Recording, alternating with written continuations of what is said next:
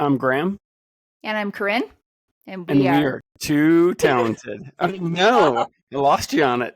That's a first. As bad. Bad. That's okay. Our four listeners will forgive us. We are too talented. We are back with another podcast. We are in two separate rooms because we're trying to figure out our audio situation. If anyone's an audio engineer, we probably need a mixer to be able to have two mics going from one computer, but that is beyond our technical capabilities at the moment. So if anyone For has now. insights, just let us know what we should be doing differently. Absolutely. So today we're going to be talking about working with internal versus external recruiters. And we're going to kind of define out what each of those mean, and then talk about kind of the similarities. And there are definitely a number of similarities, but there's some key differences that you'll want to think through as you're working with these type of professionals.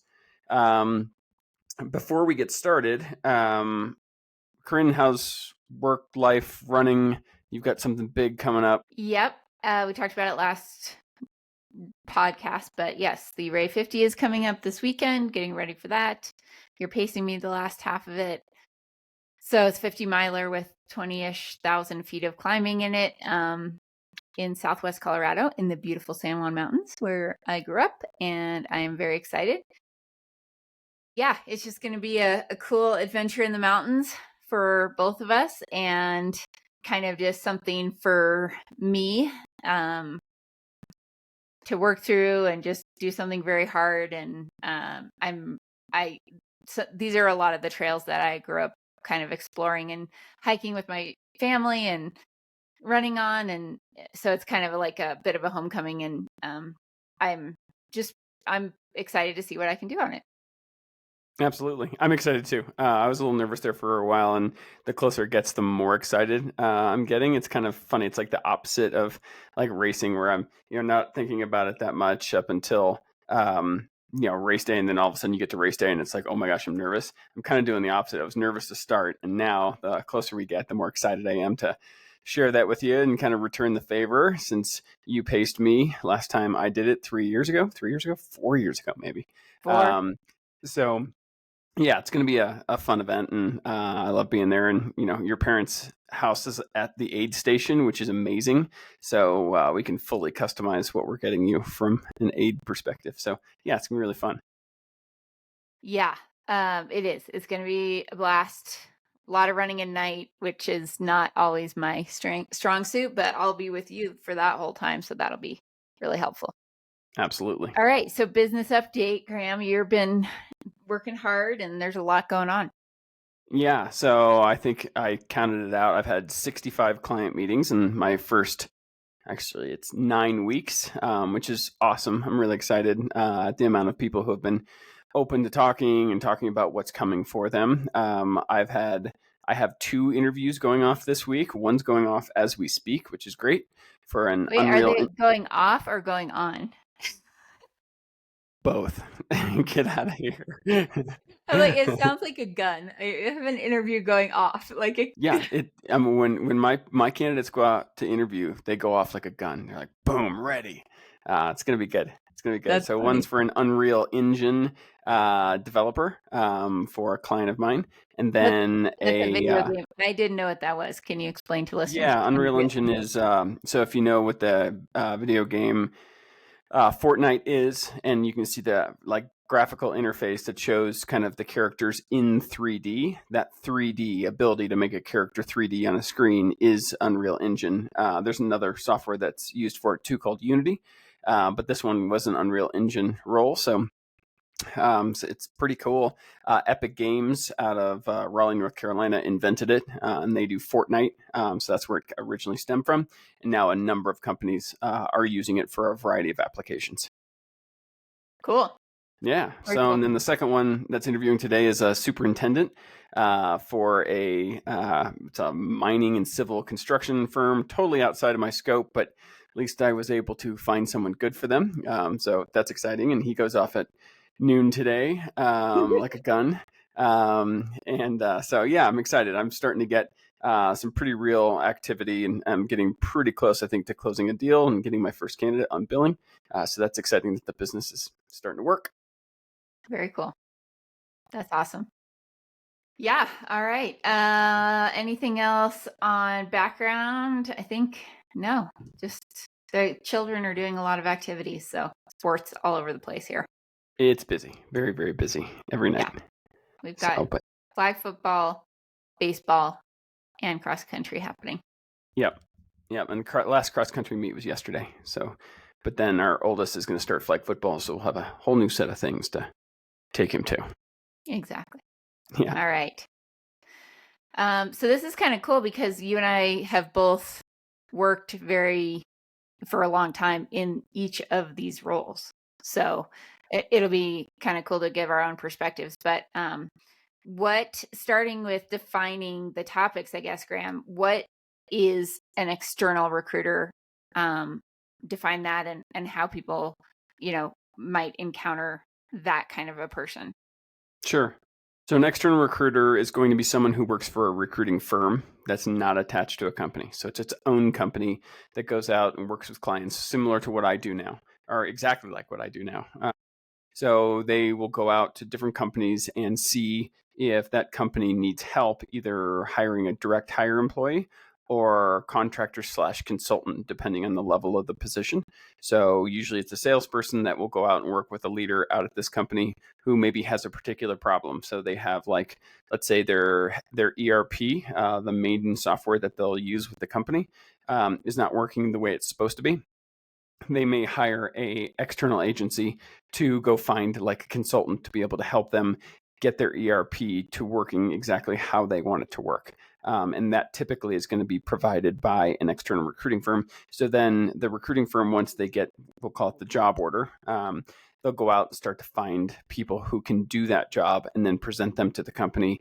They'll interview them typically, and then they'll bring them on as either a consultant or they'll bring them on as a full-time person. And then the company pays a fee to that recruiting agency, either on an hourly basis if it's a consultant or contractor, or just a single fee for a direct hire employee. Corinne, do you want to talk about what is an internal recruiter? Sure. And I guess I would say also with external recruiters, like, yeah, I kind of think of them as like the boutique. Like if you're thinking of like an ad agency or a marketing agency, same thing. It's an agency where basically you specialize in this. And so you are the expert and you're either going to help that company find somebody because maybe one, they're very small and they don't have resources internally to do the recruiting. Two, that's like you said, it's a very niche role. Like it's very hard to fill and specific, and it's going to require dedicated like headhunting and reaching out to individuals with the skill set that they don't have the time to do or the resources internally to do for one reason or another. Or like you're saying, like maybe for contract work, they work specifically with a firm and they do they have their internal recruiting team do a lot of their direct hires or something like that. So there's a lot of different scenarios in which a company would engage an external recruiter. An internal recruiter is somebody who works for that company specifically. So I started an agency, worked for a company called Matrix Resources, which was an IT staffing firm for a few years. And then I shifted into working for one company within the HR department. And I was, helping recruit people solely for that company, but for a lot of different roles, maybe. The first company I worked for had a very, very small recruiting group. There was one or two people as part of the overall HR function that were doing dedicated recruiting. And then I ended up working for a very large, what ended up after lots of mergers becoming a Fortune 500 company that had a massive recruiting department where you have 20 recruiters under, a recruiting manager handling all of the hiring for the company, from the inside. So you're basically, if you're an internal recruiter, depending on the size of company and how many people the company's hiring and what types of roles, you might specialize in a very specific function. So I did sales recruiting specifically, anything that fell in the sales world, from entry-level sales to a C-level sales type person, but for a specific region of the company. And that was my niche. And so all the positions that fell in that, I would handle and I would recruit on. So I might have between 8 and 12 positions at a time. Sometimes there's corporate recruiters that handle high volume roles and they're handling 30 to 40. I've done that as well. 30 to 40 positions at a time. It becomes very much more transactional where you're just like looking through resumes that have come in, but a lot of times those are easier to fill positions. So you are working for one company and your sole purpose is to work on the positions that are handed to you by that company and work in tandem with, essentially your client is the hiring manager of the company. Sometimes you might work with an external recruiter as well. So yeah, I might be, and we'll talk about that later, I might be the first touch point for you, Graham, as an external recruiting firm, to work with you on any position you've been or you've been asked to handle. So yeah, that's the overview of an internal recruiter. Anything else that I didn't cover on that? No, I think you brought up a couple of good points, though. So one, I do have a couple of clients who my first contact is going to be with a leader in the talent acquisition side, because they control how the spend happens from using external agencies. So that's my first point of contact. And then typically they'll make an introduction to the hiring manager so I can take the job order directly from the hiring manager. I think the second thing to be thoughtful of is, where you're talking about high volume, having 40 or 50 job orders or requisitions on your plate at any given time when you're a high volume recruiter working as an internal recruiter or talent acquisition. That's something to be aware of, especially for large companies. You can be working with a recruiter that has a ton of jobs and they may not have a great specialization, or they could still have a specialization, but they have so many jobs that you may get a little bit of attention from them. But basically, they're just trying to kind of say, is this person good or not before I push them on to the hiring manager? Whereas I think an external recruiting firm, they're going to have, on average, less job orders, less requisitions on their plate at any given time.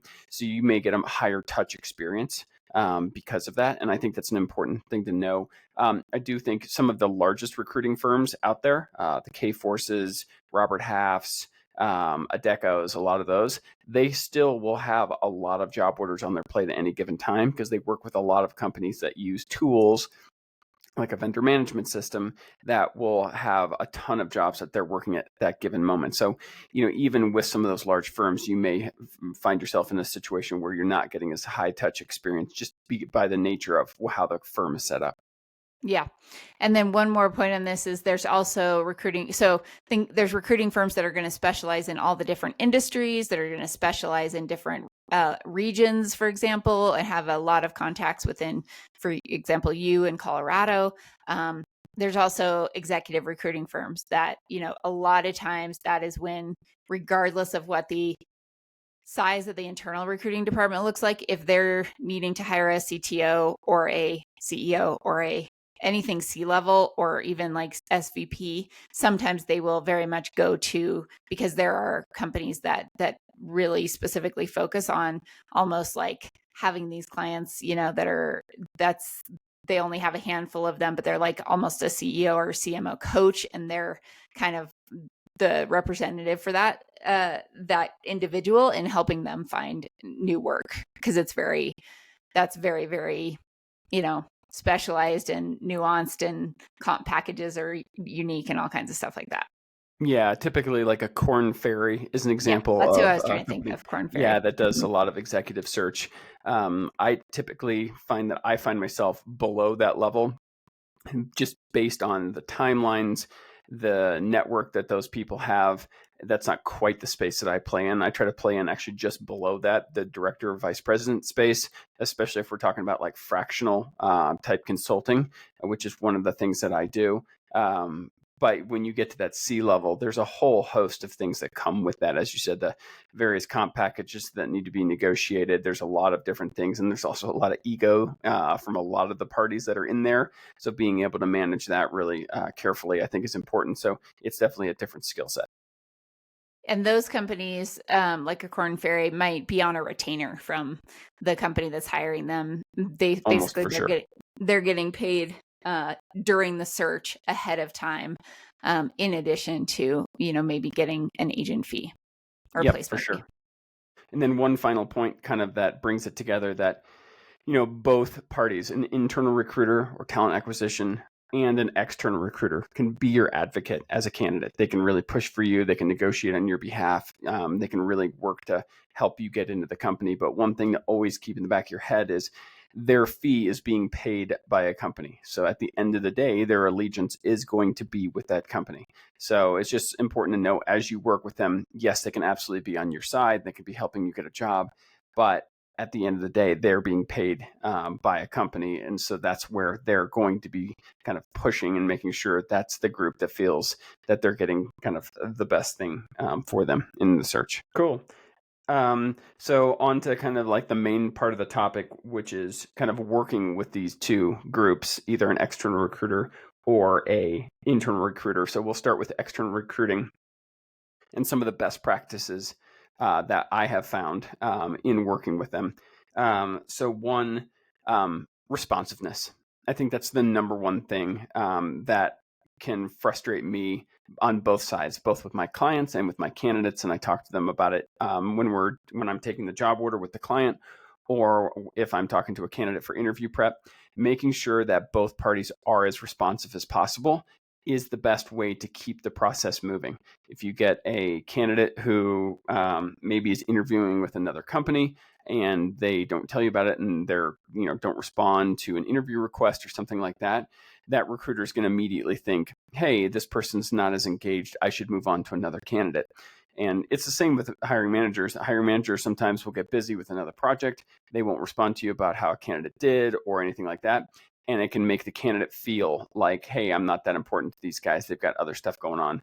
I'll take a look at some other opportunities. So being responsive as a candidate, I think, is the number one thing that can keep you in the game and engaged with a company. Even if you're interviewing with multiple jobs, and let's say you have a favorite, just because you have a favorite job does not mean you're going to get that job. So making sure that you're responsive to each party involved in every step of the recruiting process is a good way to stay really engaged in that process and hopefully get multiple offers, because that's really when you have opportunities to kind of weigh one versus another, when you can weigh benefits packages and all those types of things, is if you have a couple of offers kind of in the mix that you can kind of be weighing and then negotiating off of.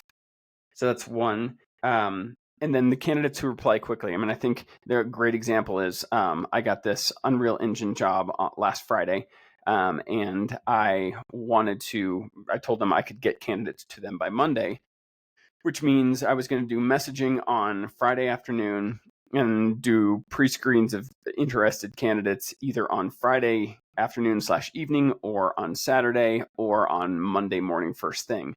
So the candidates that responded to me the most quickly were the ones that I got in the mix quickly. So I had one candidate I interviewed on Friday. He was good. I interviewed two candidates on Saturday and then one candidate on Monday.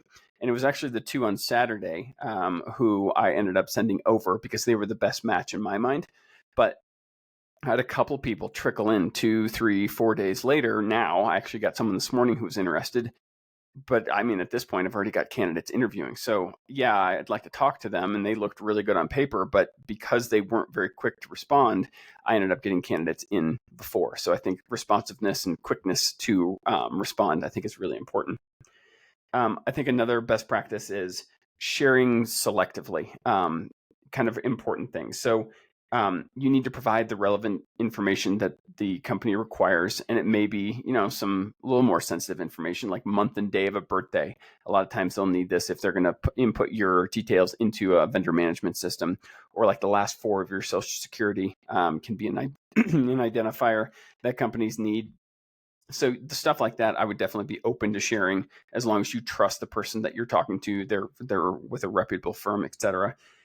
Some of the other things that I would be more cautious on, and it's now it's become illegal, but you can't ask as a recruiter, at least in the state of Colorado, how much someone is making currently. And if someone did ask you that question, I wouldn't share it with them. I would kind of turn it around and say, hey, what's the range on the position that you're working? and keep your information close to the vest. Because if you're, let's say, making 110 applying for a job that pays 120 to 140, the recruiter is going to want to put you in the 120 because that means they're at the bottom of the range, more likely probably to get an interview than if they're at the top of the range. Whereas you, as a candidate, would absolutely love to make more money for this job, so you feel like you should be towards the top of the range. If you don't share what you're currently making now, you can tell them, hey, I'm in that range, but I'd be closer to the top of the range to make a move. And then you control what money that you're going to be put in for. And I think that's an important thing, is just making sure you keep that kind of close to the vest. Things like, if you have benefits that you're really interested in at a company, it's fine to talk about that. But I think that's more at the offer phase and negotiation phase, unless it's something really basic, like, do you have healthcare? Things like that could be talked about right off the bat. But I think keeping your sensitive information to yourself, I think, is kind of a negotiation tool and something I highly recommend with that. Then number 3 is take interview prep from the external recruiter seriously. I've had so many candidates who are like, I'm good at interviewing. I don't need to do interview prep. I know what I'm doing here. But what they don't understand is sometimes, like for me, like I'll have worked with a company for, like for the example, the Unreal Engine job. I've worked with that company for 6 years. I know intimately about their product because I know people who use it. I know a ton about kind of the competitors in the space. I know a lot about the managers there. I know a lot about the leadership team there. I can tell you things about that company that you'd never be able to find on your own, but through research. So if you let me talk to you, which the candidate who's interviewing right now, I've talked to him multiple times just about all the things he's going to experience in the interview, because I've had so many people do it. I can give him some tips and tricks, what to say, what not to say, what was the feedback from the manager specifically about the background. And I think with my other interview today, I talked to the hiring manager and he had a concern about the person's background. So in our interview prep, I was able to tell them, hey, this was a concern that they had. Be ready to answer this question really succinctly. That way you can just scoot on by it in the interview. So I think that's an important step, and important for candidates to understand, is in the interview prep with an external recruiter can be really, really important. There are times where someone doesn't know much about the hiring manager, or it's the first time they've worked with them. Yeah, in that instance, maybe it's not as important, but I would definitely take that interview prep call because it could give you some valuable insight. Nice. I was just going to mention that with instances or scenarios where you may be working with an external recruiter, like they may reach out to you proactively because they have a job that you're a good fit for. Or if you're job searching, you can go seek out external recruiters. So you can proactively go find people that work as, a recruiter in your field or specialize in that. And you can say, hey, I am looking for a job. I'd like to be a candidate in your database and be someone to be considered. So it can be you can be reaching out to them, or they could be reaching out to you, and to have that interaction with an external recruiter.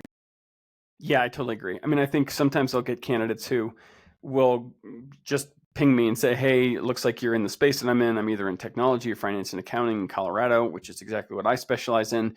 And I'm interested in taking a look around. So if they're a candidate that I feel like isn't a skill set that is either niche-y or in demand or something like that, what I can do is take that person and just kind of create a blurb about them, what they do, what their skill set is, where they are, would they consider hybrid, remote, or in office, all those kind of necessary details. And then I'll market them to 30 or 40 hiring managers. And it's good for me because I can get maybe a response from a manager that I haven't worked with before and gain a new client out of it.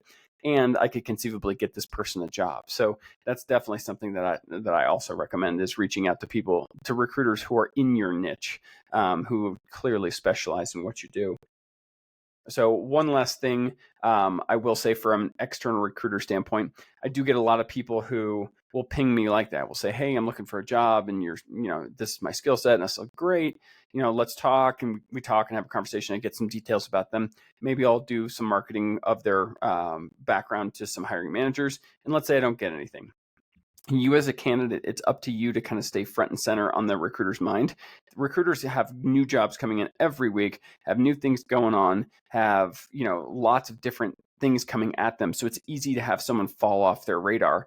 But if you as the candidate are, constantly like once a week or once every two, pinging them, just asking for an update, most recruiters will get back to you and say, hey, I haven't heard anything right now, but thanks for staying top of mind. But it's really important because if you don't, you fall off their radar. You can think someone's really kind of actively looking, to help you find a job, when in reality, they've kind of forgotten about you. So it's up to you to make sure you stay front and center. Yep. Very much agree with that. So I think the next topic is, how do you work with an internal recruiter? And Corinne, I know this was your area of expertise, so I'd love to kind of hear some of the things that you see as beneficial to someone working with you when you were doing that job. Yeah, I think a lot of them are the same as an external recruiter. I think it is, again, think of the internal recruiter as your advocate, but also understand that they are a gatekeeper and they are somebody that you need to kind of build a rapport with, and you need to kind of not only show them why you're qualified, but I would say, work to try to earn their trust as a candidate throughout the process. So I think it is, it's just important to give them the level of respect that you would the hiring manager. They're part of this process as well. Use them for your own benefit in understanding how the organization works. And also, something that I thought of when we were talking earlier about this is that there are other people sometimes that are additional stakeholders within this HR group. So a recruiter might also be working with a sourcer who is going to influence them, and may also be working with an HR business partner who might be the one who is talking with that department about overarchingly organizational structure and how this role fits in and things like that. And so maybe asking those questions, who else is involved in this hiring process? Is there anyone else on the HR side that's involved? Just to understand, is the recruiter really the not the decision maker, but the person who has the most influence over the hiring manager, or are there other people? That can also help you understand what the timeline might be, because that recruiter might need to sync up with multiple other people, in this process before even going to the hiring manager. So I think it's something to know.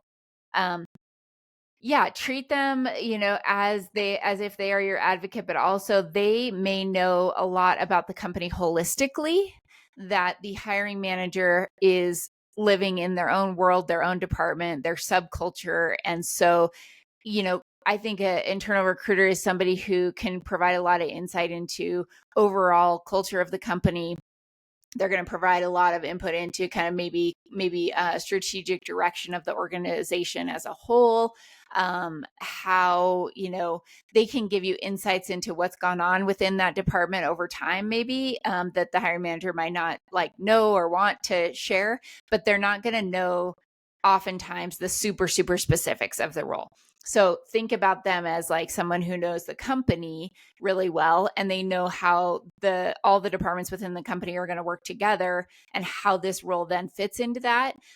But then save your specific questions. What's the day-to-day of the role? Those things they might not know, right? They might, and they might not. But the things that are really specific to the position, better to be asking those to people that are further on in the process. But understanding they're going to know the things about benefits and stuff like that the department probably isn't going to know. I think that staying in touch and, like you're saying, staying top of mind, just checking in a lot, following up, always asking what's the next step, what's the timeline on this, just to make sure that you stay top of mind for them is pretty important. Again, on the compensation piece, I, as a recruiter, internal recruiter, never gave ranges to people. They only remember the top end of the range. I would find out what is the ideal salary we're going to pay for this position.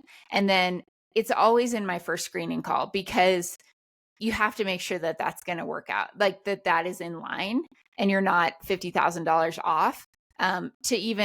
For it to make sense and for it to be worth everybody's time to continue. So I would expect most of the time, even if you're talking with an internal recruiter, for a compensation question to come up, usually toward the end of the internal screening. But they're going to say, like, what are you looking to be making? Because they're not going to say, what have you made? Because they can't, because that's illegal. What are you looking to be making in this role? And then, I think your response can be, what is the range of the position, or what is the budget for the position? And then I, on the internal recruiting side, would say something like, our goal for this role is 110 base, 30% bonus, 20% bonus. Is that within the range for you? That's a little low. Okay. And then you kind of do this back and forth dance to where you get to, okay, this is ideally kind of what I'm looking to be making. Is that even within our range or not? And then I think you can take it from there. But that's usually how that conversation would go from an internal recruiting standpoint. Got it. That's great. And there, obviously a lot of similarities. I think just a couple of other things that probably are the same for both positions is, your recruiter, either external recruiter or an internal recruiter, you want to keep the relationship professional. There's a lot of people who are, on the recruiting side, they're basically salespeople. So they're going to be friendly, they're going to be welcoming, they're going to be pretty warm. And that can kind of give you a false sense of, well, this is my friend. So when you get into negotiations, you don't necessarily want to negotiate with friends, because that's kind of a harder thing. So you've got to be able to look at the person saying, this person's friendly, but they are not my friend. So I want to be able to negotiate with them on a professional basis and be able to talk to them about really what's important to me in this role as a professional, not as a friend. So really making sure that you make that distinction throughout the process, I think is really important from a candidate perspective. So just to wrap up, I think there's definitely some key takeaways. So as a candidate, being responsive on both sides, strategic with what you share, especially from a compensation standpoint, being able to talk through interview prep with both the internal recruiter and the external recruiter.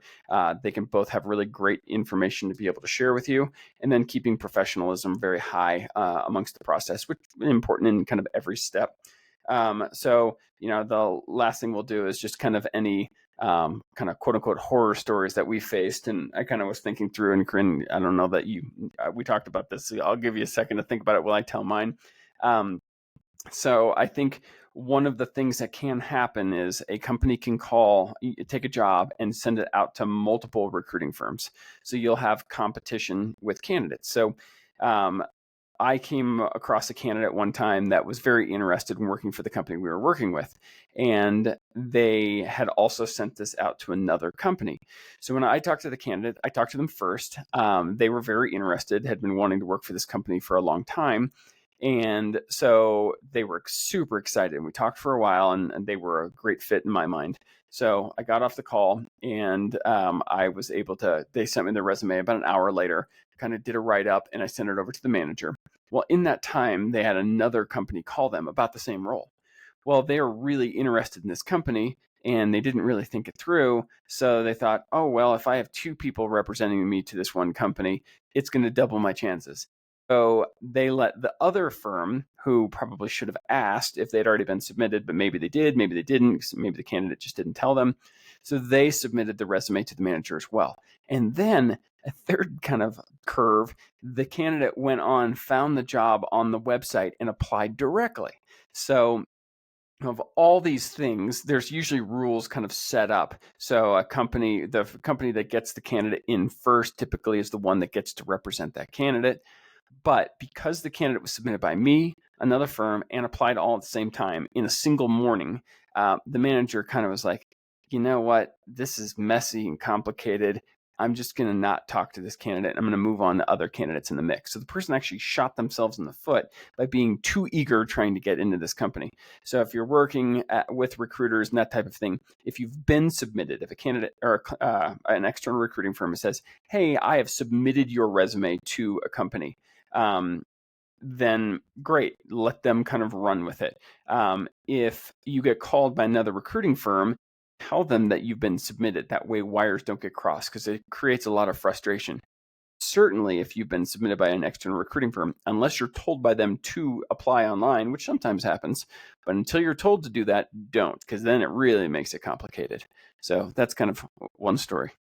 Yeah. Corinne, do you have anything off the top of your head that kind of Boy, dovetails into it's this? been a bit since I've been in this world, so I don't remember a ton of them. I think the cautionary something would be a cautionary something would be the oversharing and just, I've just had a number of candidates that end up telling me way too much of what's going on in their life. And it's like, it just goes back to keeping it professional, keeping it, this is not a therapy session. This is not a gossiping session. This is not a, and all of those things. Like if you have a savvy recruiter, how you're conducting yourself in the interview process is a sign of exactly how you're going to conduct yourself within the company.